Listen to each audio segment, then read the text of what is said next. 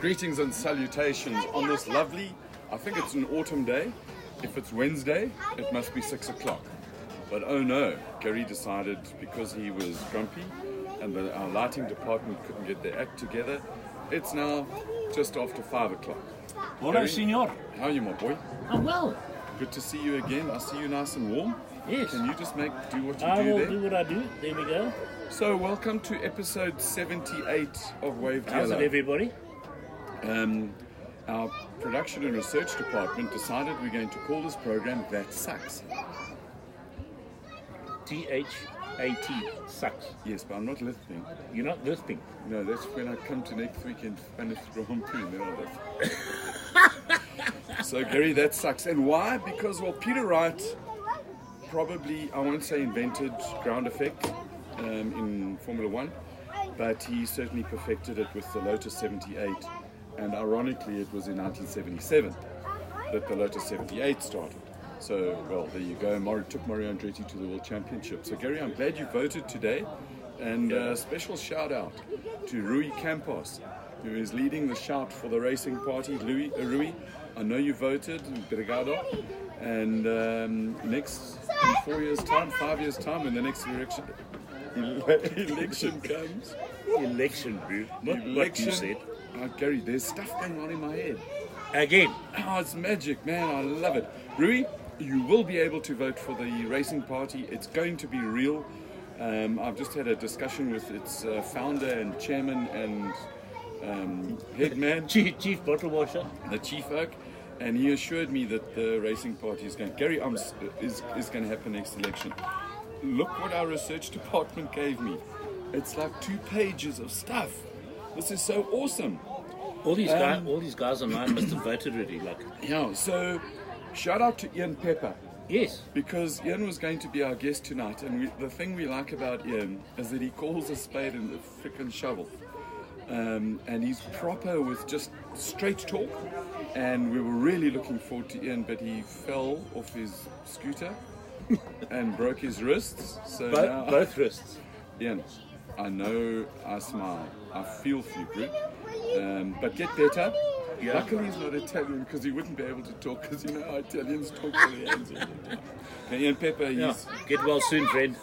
And another reason that our production department decided that it would be That Sucks is it's the 5th anniversary of the passing of Steve Wicks, a true racer, journalist extraordinaire.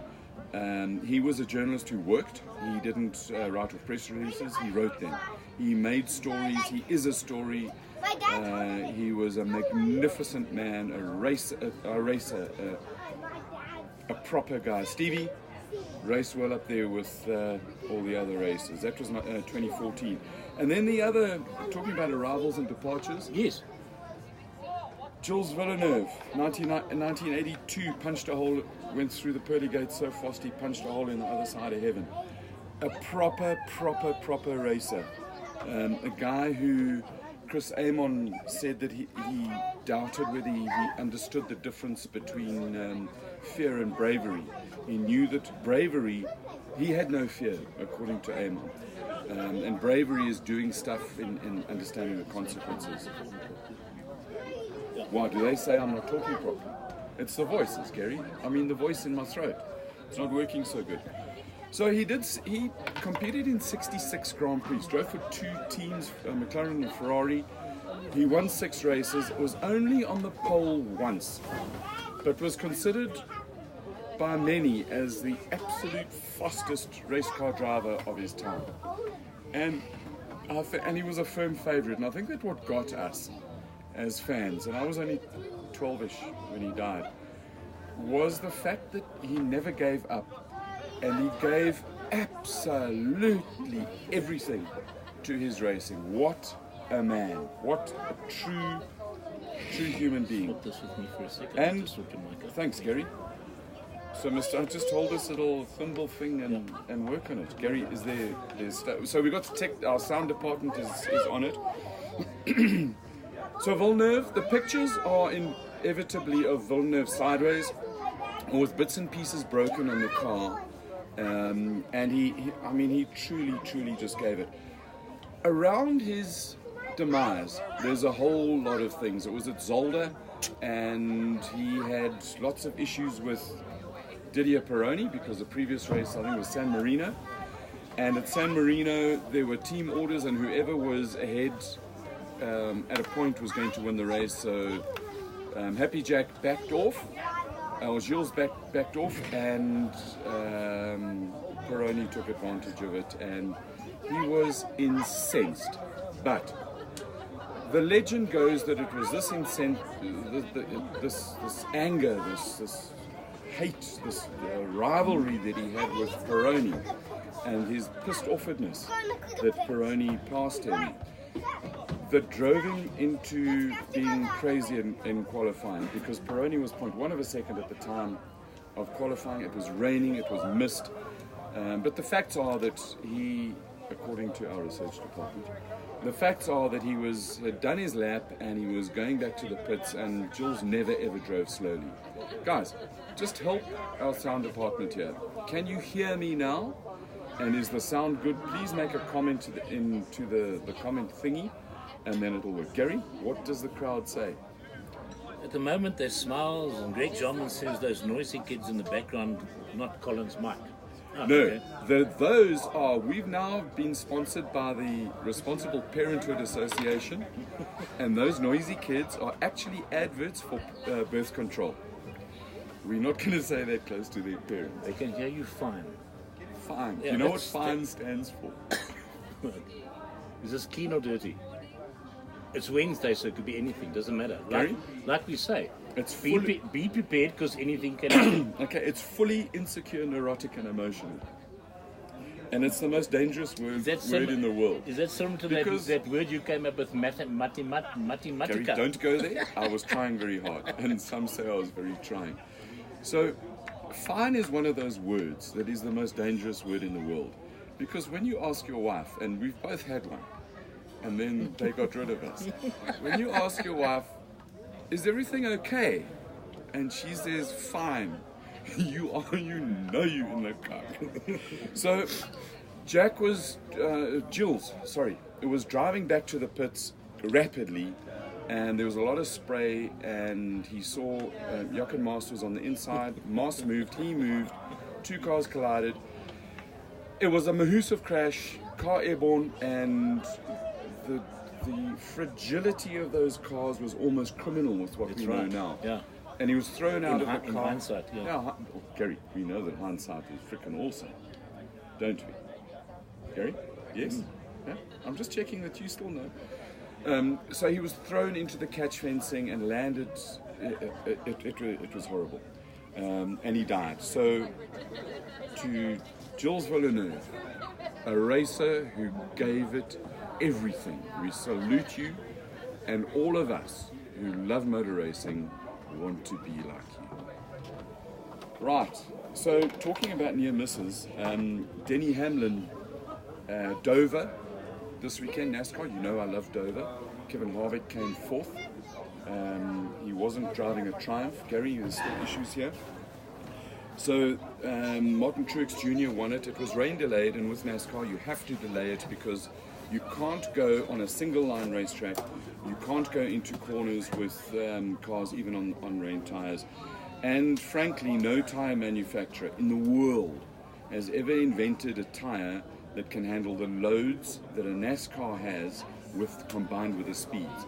These cars weigh a lot, and they go very, very fast. And those are the two things that kill tires in race cars: high speed and high weight. So you can't race them in the rain. So anyway, so Martin Truex won, and that was magnificent. With the rules package that NASCAR has been fiddling with, it runs very, very hard downforce. Dover, so 1 mile over it's the Monster Mile. It is brilliant to watch. Super hard downforce, and if you watched it, you saw the guys get out of the car. They were FUBAR. It was scary, scary stuff. So, other stuff that happened this weekend, we were at Samola, and what blew me away was the spectacle, the vibe. Gary, have I got it back? This is like pass the parcel. Yes. Is it still good, or the brat's still whining? No, they're gone. If you can comment. swap mics with them. What, were the brats? Are you mad, eh? You never give mics to brats, because all you hear is rather like a rally car, Gary. But no, we like rally cars. Talking of rally cars, that R4 that we followed last weekend has been sold. So all those people who were saying that the Gary, sorry, I forgot to mention, catering department. Yes. Came to the party today. Guys, we're at the higher ground in the top end of St. Stithians again. Mark has been absolutely magnificent. And Gary, it's cool. In fact, it's for cold. Yeah, it's getting cool. And I saw somebody with some pumpkin soup with a brioche. Oh my word, that looked magnificent. So if this you is like a hint. No, but if you chilly and in the evening and look for some sustenance, guys, come here. There's a proper vibe. And yes, we are punting them because they support us. They are, as they say in parlance, they are friends of the show. So, where were we, Gary? Yeah, We were talking about. I need to rant. Okay, so Guy Bottrell's man has bought the car for him to go and race in all places of Zambia. So Zambia has an R4 before South Africa. Can you Adam and Eve? It's just proper. You got to love Africa And that thing is wicked. we love it. I have some moaning here. Oh, here we go. So I'm going I'm to not rant. responsible for this one, guys. But it's interesting, I promise you. I'm going to rant. To all you wankers who sit there and whine and whinge about motorsport, do me a favor, turn this off and go away. Or change your attitude. If your attitude changes, your altitude would change. It does. Your attitude determines your altitude, Gary. And you can have a cock outlook on life. But I tell you what, the minute you decide that petrol is lacquer and racing is cooler, your life will be forever more pleasant. You will find more pretty girls coming up and hugging you and kissing you. You will get joy and happiness beyond belief. So, don't complain, try and build. Look at the bright side of life. We went to a drag up a really dodgy piece of road, Yeah. 1.9 kilometers. Yeah. That was, on the face of it, it's a bunch of spoiled brats driving up in a privileged environment. But it was unfreaking believable. The violence, the excitement, the camaraderie, the vibe, it was an event. It wasn't motor racing. It was a true event. And I'm talking about the Jaguar Samola Hill Club. I liked it so much that I decided to wear their jacket again to thank Jaguar for providing a playground for us motor sport, petrol head, junkie, whatever. That's right. There were some old drivers, Mark Briggs, Dion Joubert, Sean Watson-Smith, as looking as dapper as ever, sunglasses. I mean, he's coifed beyond belief. Nothing has changed. All they needed was to have Precious there with them. Yeah. And the pretty gang would have been there. You had Franco with that, I called it the Kraken, the absolutely wired out, what do you call it, a GTR. Reggie Roots did a sterling job of climbing that car up the hill to see, and won the production cars again. King of the Hill. Yeah, I mean, in production cars, eh? Yeah. Yeah, again. Franco won the unlimited sports and modified saloons. Gary, that thing takes modified to a new level. And our advocate Poseidon won in the flatties, as Sparky called them, the sports cars and single-seaters. But to see Wilhelm Bart, who had such good testing and high ambitions, he didn't have a proper run ever. And to pull things together it was magical to watch. A rabbit out of the hatch, get his mind together, put everything out there. Truly professional effort from Richard Rutz. And of course, Peanut was on the side of Peanut, his dog that died, was on the side of his car, and on Reggie's side, Daniel the Spaniel. So Daniel is recovering, and it was actually very interesting having a chat with Reggie. And guys, we love dogs. Dogs mostly are better than people, especially any dog, even a Chihuahua, is better than the whiners and whingers of motorsport. And I don't like Chihuahuas at all. I want my daughter's got 2 Rottweilers, and I want them, every time they're hungry, I just want to take them around Chihuahuas so they can. By the way, some of our crew's online. Hello, crew. That crew, there were more than 20 something of us, and depending on how many personalities I had on the day, there were as much as 50. Now, I just got a question. They were brilliant. They worked hard. Patrick, my cameraman, Ruan, Fani. Yeah, just quickly before you go on. Fani, where does the bullies come from, Brew? Oh, he's been derogatory again. Yeah, I thought we were very nice. Just because he's There done were up many- until 3 o'clock in the morning taking pictures of people, that's and, another story. Fritz, and Peter, who was talking in our ear, director. Guys, thank you so much. It was a privilege to work with you all and a magnificent experience. So that hill climb was a portent to come of, I think, more similar events. Yes. I know there's a time attack planned for Vereeniging. I think they're going to do it up and down the main drag of Vereeniging town. Yeah, as they say in the classics, watch this space. We'd love to be there, so if anybody knows anybody involved in a time attack anywhere near Vereeniging, give us a call. We'd love to promote and punt the event and do well. Talking about punting, Yes. Gary, did I mention that Dovi from Motorbikes is driving a Ducati in DTM? Dovi from Ducati. Dovizioso. Yeah, he's driving a Ducati in DTM. Driving a Ducati in DTM? Yes. Oh, okay. Well, you know that Audi owns Ducati. Okay. So we'll Be so now I interesting can cross that one You out. cross that one out. Did So, we go finish that? We didn't finish this here. We didn't even Because start it, that Gary. was your moan. No, my moan was the Chihuahuas who whine and whinge about specifically GTC, saying they sound sewing machines. Yeah. Dude, you haven't stood there, you don't know what you're talking about. They do not sound like sewing machines. They hurt my ears. They hit me here. Not Mark. Who's that other? The Jensen Button. Jensen Button. Okay. He drove a Formula One car around Mount Panorama Okay, this is just, years ago. Just guys, this is just to give you, it's called perspective. yeah, give you a perspective on the speed of cars in relation to cars and how South Africa's cars are doing compared to international cars. So just listen to Colin. It's very, very interesting. But it came out of Pay some. attention. Gary, is that like me saying to you, focus, Brew? Yeah, Brew. So, it came out of one of the questions that Gould went up the hill, and last year was pretty quick, did a low 36, and then somebody said, well, how fast can this car go? Har, har, har, har. So there were a lot of questions, and then naturally that vibrated into the next question, which said, how fast can a Formula One car go? So Up a hill. up Samola Hill. Okay. And I opened my mouth and I said that I thought that it could do a low 31, maybe even a 30. But then I thought, well, never mind my opinion, because it's like an arsehole. We've all got them. So opinions count for squat unless you can back them up with some kind of fact and maths and science, because that's how we roll. And you've got some of that. So I've got some facts. So the Jensen of Button went up the hill in a McLaren MP423. Which hill? I mean, yeah, the hill, the mountain. It's like Mount Panorama in Australia. In Australia. In Australia. So he did that in a 1 minute 48 seconds.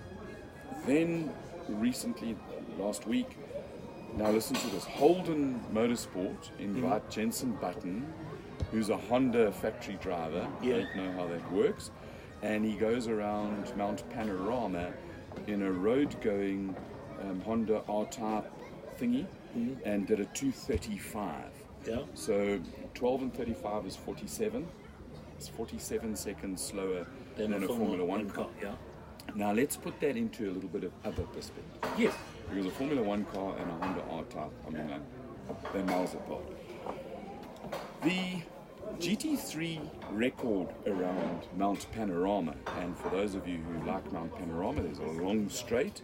They go up over the mountain, and then they come down, and there's another long straight, and there's a couple of zigzags, and then they go past the pits. Simple, easy. Like a doable. normal racetrack. Yeah, it's around and round in circles. So I think the name just slips my head. It might have been Andre Lotterer. No, it wasn't. But anyway, the guy in the Audi in the GT3, he did a 159, which was 11 seconds a lap slower than a Formula One car. That's right. So, and then they take the guy in the Mustang, Scotty McLaughlin, Paul Clark's favourite guy, in an Aussie supercar. He drove, they call it the lap of legends, the awesomeness, what. And he did a 2 minutes and 3 seconds. Yes. So the supercar, the Australian supercars, is 4 seconds a lap around there slower than a GT3 car. Mm-hmm. So now that got me thinking. So you started to play about certain things So on you South look African at tracks. some stuff. So extrapolating all of this with a GT3 car that went up the hill, with some other stuff, I reckon that a Formula One car, I changed my mind, not a 31 or a 30, I reckon a 32. But that got the voices in my head going, Gary. Which is dangerous. It's muddiver dangerous. So if a GT3 car around Mount Panorama is 3 seconds a lap quicker than an Aussie supercar, Yeah. and we know, because we've had it happen here, a GT3 car in South Africa laps Swartkorps at a 58. Yes. And we know that a GTC, the cars, South African built GTC, yeah. the GTC car that used to be sponsored by that horrible oil company. And they're horrible because they pulled out in the way they pulled out, and I'll stick with it. So anybody from them want to come and discuss it, there's a seat here, the mics will be open. And we've got a hammer as well. So we know that around Mount Panorama, a GT3 is quicker than an Aussie supercar. Yes. We know that around Swartkorps, a GT3 is quicker than a GTC. Yes. So therefore, by logic and by extrapolation, a GTC car in South Africa is quicker than an Aussie supercar. Depends on the difference Take between that. depends on the difference in the speed between the GT3 and the GTC around Swartkorps, and the GT3 and the supercar around there. So Well, if you really want to get technical. if So the now Aussie we can V8 get is the technical. Aussie V8 supercar was, let's say, hypothetically, 4 seconds slower than a GT3, and around Swartkorps, They're 3 seconds, but it's a shorter lap. So therefore, it's a lot slower. a lot slower. Okay, So therefore, if you use that same calculation, a South African GTC car is it's faster quicker than a supercar. than an Aussie supercar. If anybody, We win again. I've Bingo. done it with mathematics and logic and careful thought and deductive reasoning. If any of you disagree with me, well, hey, blast away. Put it in the comments, So, and then we get. so stop whining. Okay, so you got rid of all of that. So Right. Now, what's no, next? this page. What's next, Gary? I just want to have We've done all of that. I just wanted to have just a brief. Did you mention this? Oh, we love South African race drivers overseas. Tasman Pepper goes and does really well in the W Series. And Sheldon van der Linde is frickin' awesome in DTC, GTC, DTM. Deutscher Meisterwagen. Yeah. So my German is not that good. Oh, by the way, What? I've got another story about when nations went to war in racing and how the Third Reich in Germany wanted to promote Germaniness and how great Germany was. Mm-hmm. So they decided to go racing, and they gave out 500 Reichmarks, 500,000 Reichmarks, which is a lot of money, Gary. It's even more than the euros, yeah? To somebody who could come up with a plan to conquer the world in racing. And thus was born the Volkswagen Beetle.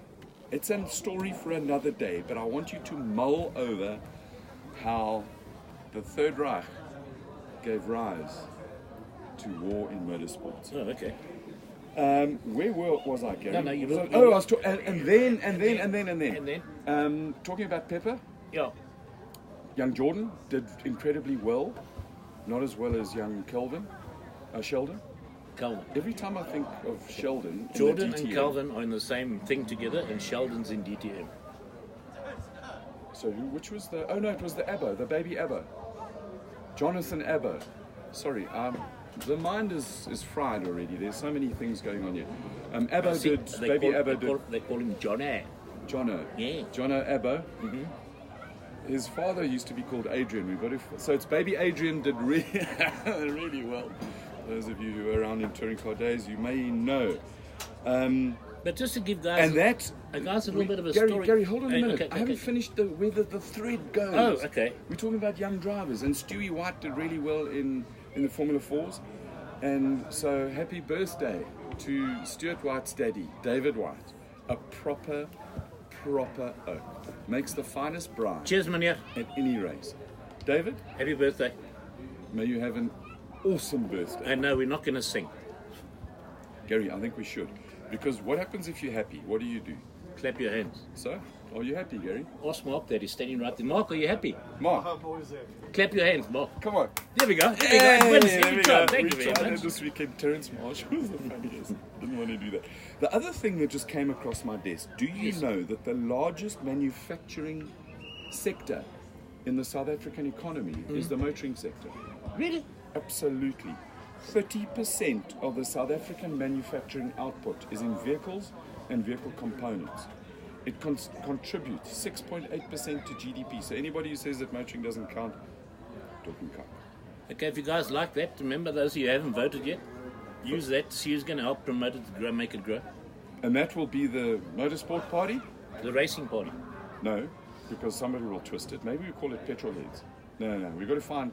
So, can we please have your nominations for the name of the party? The party founder would love to know those answers.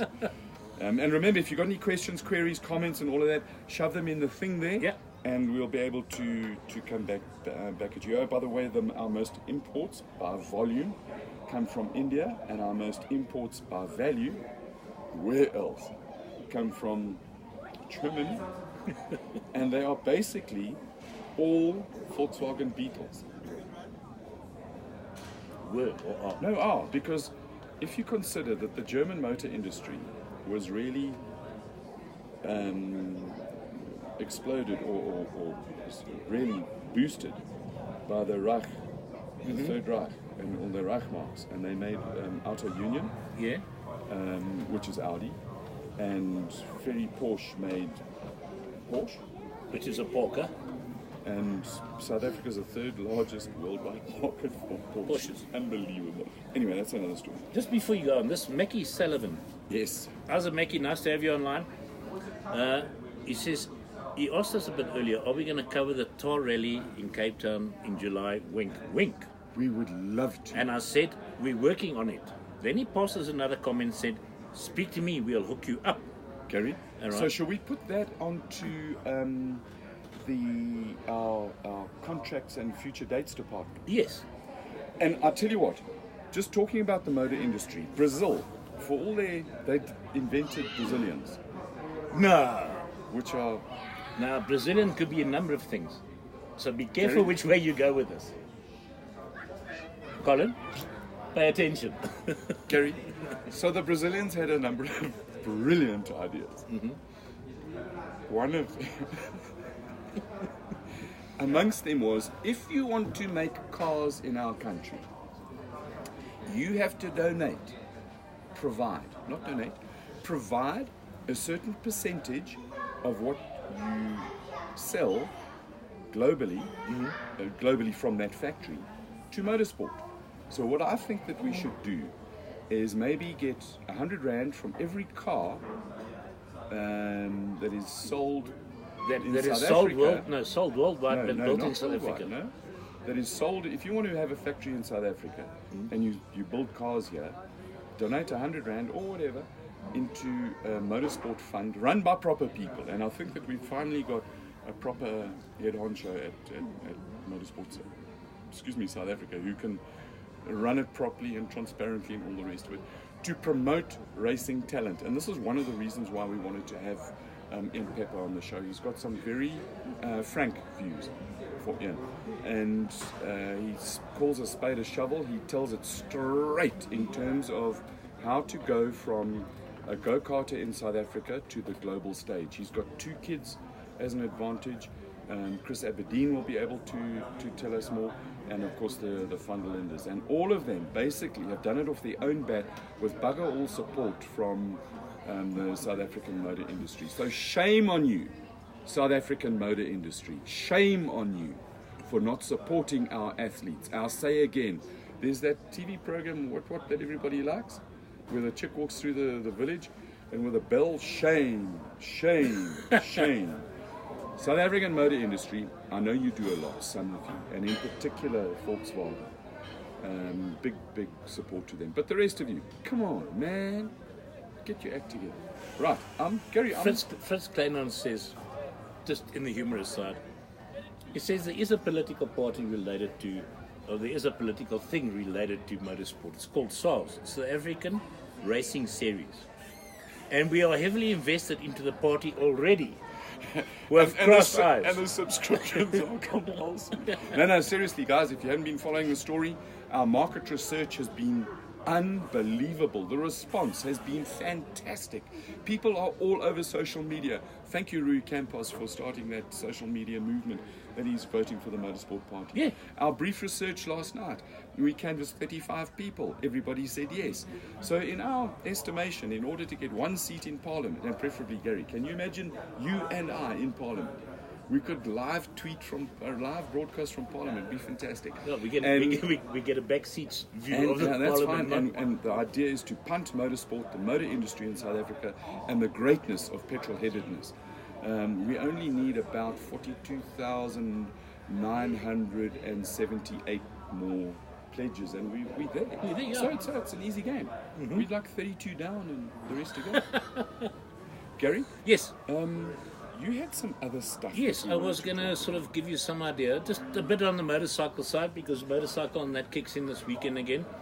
But internationally, MotoGP, the guys in Moto2, Brad Binder finished 5th in Spain and is currently lying 10th in the championship overall. Darren Bender finished P11 in Moto3, and he's sitting P8 in the championship. So it's not bad for Darren. His game is coming up. But Darren's a proper rider, and he's rated as really, really good. Yeah. And then so much is on equipment and environment. Yeah.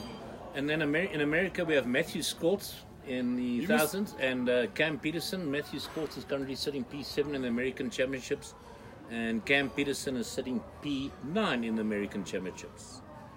Gary, I'm just seeing inside here at the higher ground at St. Stithians, our new outdoor venue. We haven't managed to get an invite to go inside yet because we're still building up our relationship. That soup is going down, Gary. We'll get there. You've noticed that I'm getting chilly. Yeah, because you know what? Because it's winter. It's come to that time. But just some other things. What's coming up this weekend? First of all, South Africa.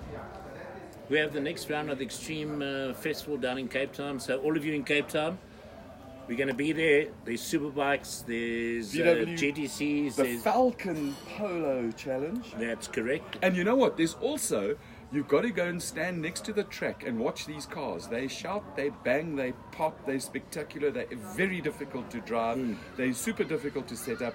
Probably, at the moment, if you're a serious race driver, the Premier Saloon Car Series, that would be the GTC Series.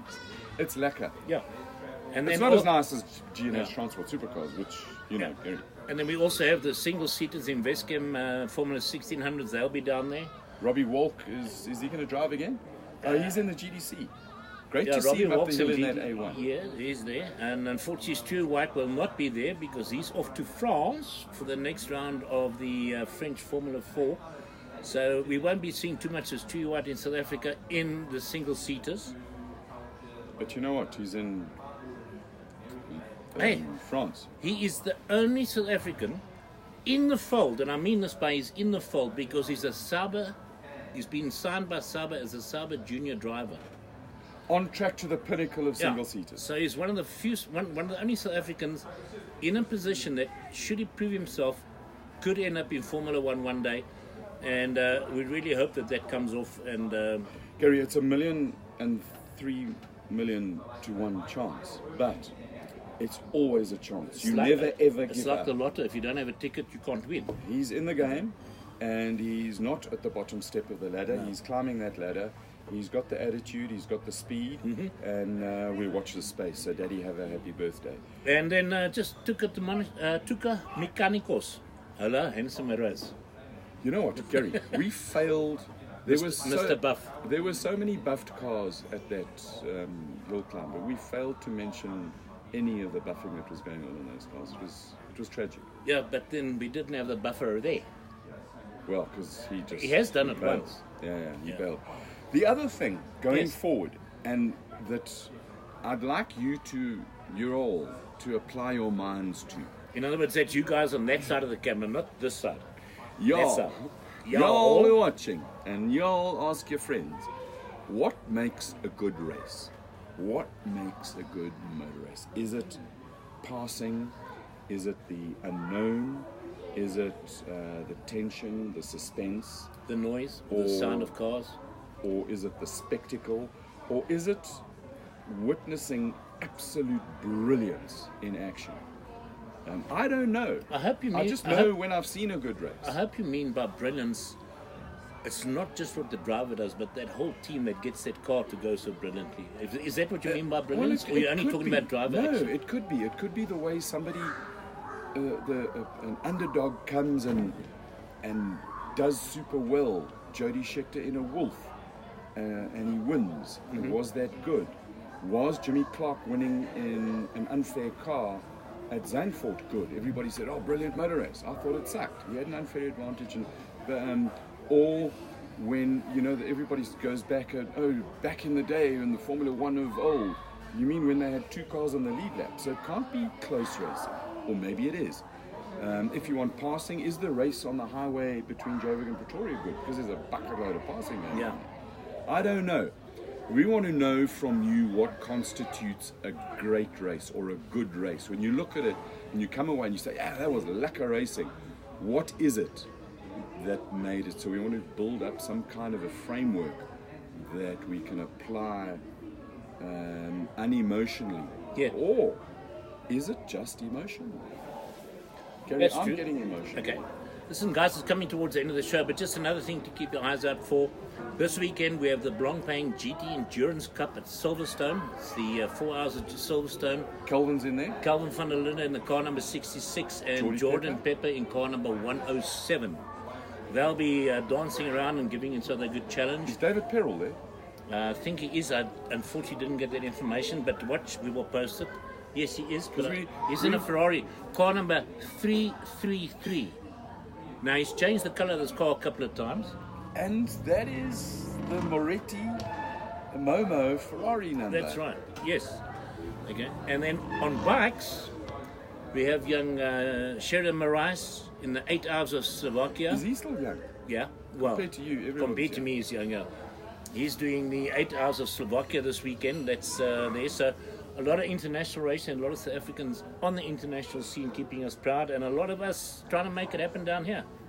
So before you go and do what you need to do, Gary, I just want to say something to you. Check my eyes. Eyes looking. I really want to thank you for the passion and dedication and cuck that you put up with in building the stuff that we are able to do to take motorsport there. I know you battle sometimes with the perseverance. It's taken a long time. I just want to thank you for everything you do. Because Gary Colin, thank is you my very much. hero in many, many ways. Now he's got some dust in his eyes. Let me do what I do. Cheers, guys. Catch you on the weekend. No, I truly mean that. You have no idea the stuff that Gary puts up with. I mean, apart from certain levels of abuse, certain levels of people taking advantage of him just to try and get ahead. So I think you'll join me in thanking Gary for the allowing, well, just from me. Gary, thanks for the sandbox you've given me to play in.